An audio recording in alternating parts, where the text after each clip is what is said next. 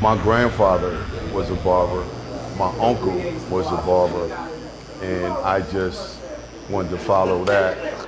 On a weekday afternoon in the city of York, you can find Anthony Orr in the barbershop. I just wanted something that I can pass on to my kids and grandkids. After more than 30 years of owning the Sons and Daughters barbershop on West Philadelphia Street, he's become a father figure to many who take a seat in his chair. Our uncle, all of them call me Unc.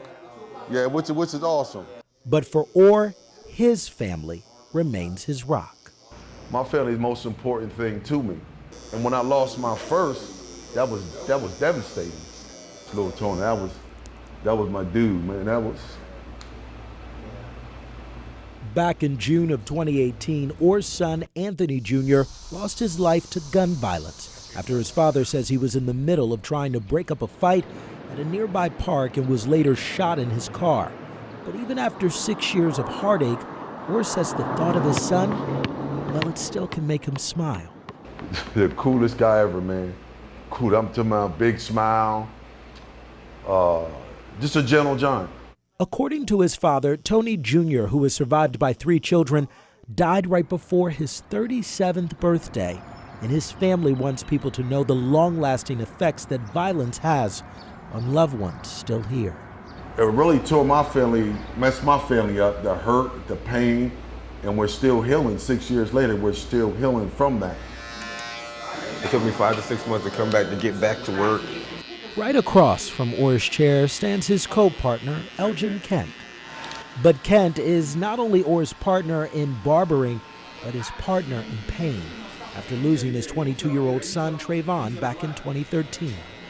It was a very cold day. Matter of fact, it was All-Star Weekend, NBA All-Star Weekend, and it was a fight that night. It was 2013. I was supposed to meet up with him. I said, I'll meet up with you after a slam dunk contest. Kent never had the chance to meet up with his son. Later that night was told he was shot and killed outside of a bar after an altercation. And he says that night, over a decade later, still plays on repeat. I replay it to the point that, for the reason of, if I'd have been there, then that wouldn't have happened. Or I thought, well, if I'd have been there, then that would have happened to me. That could have happened to me. You just never know, but I still, you always want to be there for your kid because you're a protector.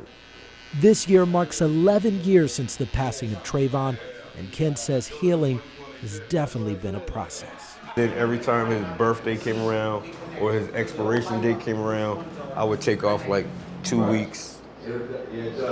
But now this is year 11, I just take off like maybe work half a day instead of the whole day. Before, when I was taking weeks and days off, now I just take hours off. But city leaders say York is on the road to forging a new path, as the city says gun violence in York in 2023 saw a significant reduction over 2022. Since 2016, the city has averaged 61 people per year being shot. In 2023, that dropped to 25 people. And according to local leaders, the city has also seen a 75% reduction in homicides. But for those who have lost loved ones, one life is way too many, and these barbers are committed to using their shop to promote peace in the streets. We want to see everybody do good, That's part of creating that safe space in the barbershop. I try to get the best knowledge and wisdom that I have, since I experienced it already. By losing my son, I don't want to see anyone else go through that.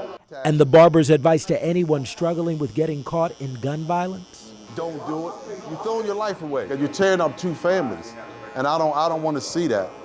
So I try to get the best, wisdom and knowledge that I can, that God gave me to try to help somebody else. If I can help somebody else out, I'll do it.